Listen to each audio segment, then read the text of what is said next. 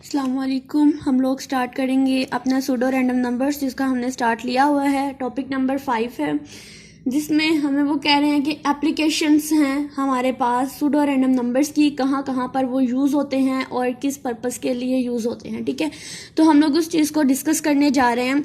तो सबसे पहले अगर मैं बात करूँ, सबसे फर्स्ट एप्लीकेशन हम लोग सिमुलेशन के अंदर जो है वो सूडो रैंडम नंबर्स को अप्लाई करते हैं। सूडो रैंडम नंबर्स में दो तरह, जैसे साइंटिफिक सिमुलेशंस ले लें और दूसरी आप मोंटे कार्लो सिमुलेशंस ले लें। इन दोनों के अंदर जो है वो हम लोग सूडो रैंडम नंबर्स का यूज़ करते हैं। अब इसको डिस्कस करते हैं। Pseudo random numbers help in simulating scientific experiments and phenomena such as in physics, chemistry, biological and climate modeling. It is the use to model random events and uncertainties to accurate represent complex system। यानी ये हमारे जो scientific में complexity होती है उसको represent करने के लिए सूडो रैंडम नंबर जो है हमारी हेल्प करता है। इन चीज़ों को, इनके जो भी साइंटिफिक एक्सपेरिमेंट्स होते हैं, इनके जो भी फिनोमिनाज होते हैं फिजिक्स के अंदर, केमिस्ट्री के अंदर, बायो के अंदर, क्लाइमेट मॉडलिंग जो हम पूरी बनाते हैं उसके अंदर इसको सिमुलेट करने में हेल्प करते हैं हमारे सूडो रैंडम नंबर।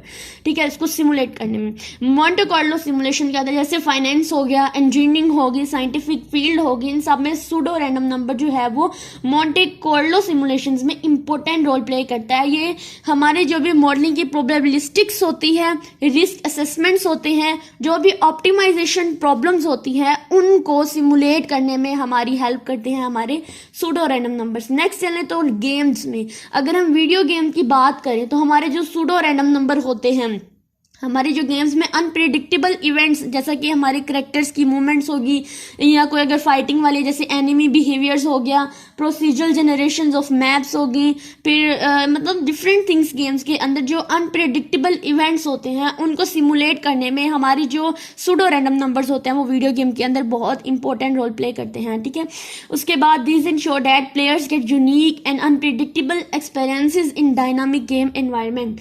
नेक्स्ट हमारी क्रिप्टोग्राफी आ जाता है। अब ये क्या काम करता है कि हमारी जो भी कम्युनिकेशंस होती है, जैसे pseudo random number cryptography keys, initialising vectors और नॉन सीज जनरेट करने में फंडामेंटल रोल जो है वो प्ले करता है। यानी इन चीज़ों में हमारा जो होता है ये बहुत इंपॉर्टेंट होता है। उसके बाद अगर बात करें स्टैटिस्टिकल सैम्पलिंग की, तो इसमें sampling techniques, testing and validations, इन चीज़ों में भी हमारी जो है वो सूडो रैंडम नंबर जो है वो इंपॉर्टेंट रोल प्ले करता है। सैम्पलिंग टेक्निक्स में ये होता है कि हमने जो सैंपल्स लिए हैं, ठीक है, उनको स्ट्रेटिफाइड करने के लिए, उसके बाद डिफरेंट किस्म के जो मेथड्स इनके ऊपर अप्लाई होते हैं और डिफरेंट किस्म की पॉपुलेशंस को रिप्रेजेंट करने के लिए सैंपल्स के थ्रू हमारी सिमुलेशंस में जो हमारे सूडो रैंडम नंबर है वो यूज़ होता है। उसके बाद टेस्ट एंड वैलिडेशंस, इनमें भी हमारा सूडो रैंडम नंबर बहुत ज़्यादा यूज़ होता है। जैसे हमारी स्ट्रेस टेस्टिंग होती है, बाउंड्री टेस्टिंग होती है, फुस टेस्टिंग होती है, इन सब को रोबस्टनेस करने के लिए हमने सॉफ्टवेयर सिस्टम की रिलायबिलिटी के लिए हमारी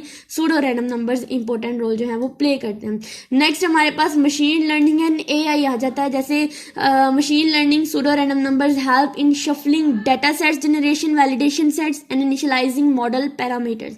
this ensure randomness in data partitioning and model initialisation. अब देखो, जैसे हम मशीन लर्निंग है, एआई कह सकते हैं, सबसे बड़ी एग्जांपल हमारे पास चैट जीपीटी की है। अगर हम वहाँ की बात करें तो हम लोग कुछ भी लिखते हैं तो वो हम सिर्फ उसको सीड वैल्यू देते हैं। जैसे मैंने अगर अपने चैट जीपीटी पे जाके कुछ भी सर्च किया है तो मैंने उसको एक सीड वैल्यू दी है सर्च करने के लिए, यानी उसको इनिशियल वैल्यू दी है अपनी क्वेश्चन को स्टार्ट करने के लिए। उसके बाद जो उसने मुझे आंसर प्रोवाइड करना शुरू किया है, जब तक वो कंप्लीट नहीं होता वो लगा रहता है, ठीक है, उसको जनरेट करने के लिए, जब तक हम खुद स्टॉप नहीं करना चाहते। तो ये हमारे पास क्या होता है, वो एक सीक्वेंस के साथ, जिस सीड वैल्यू को हमने उसको दी है, जिस सीक्वेंस के साथ हमने उसको इनिशियल वैल्यू दी है, वो उसी वैल्यू के अकॉर्डिंग ही हमें आकर हमारी जो हमें आंसर प्रोवाइड कर रहा था वो एक सीक्वेंस प्रोवाइड कर रहा होता है। तो सबसे बड़ी एग्जांपल ही हमारी सूडो रैंडम नंबर्स की सिमुलेशन में मशीन लर्निंग एंड एआई की ही आप ले लें, चैट जीपीटी की एग्जाम्पल ले लें। ठीक है, याद रखना चैट जीपीटी हमारा सबसे ज़्यादा कॉमन हो रहा है, इसके अगर एग्जाम्पल देंगे तो मे भी हमें मार्क्स मिल जाए। ठीक है, अगर ये क्वेश्चन आता है तो।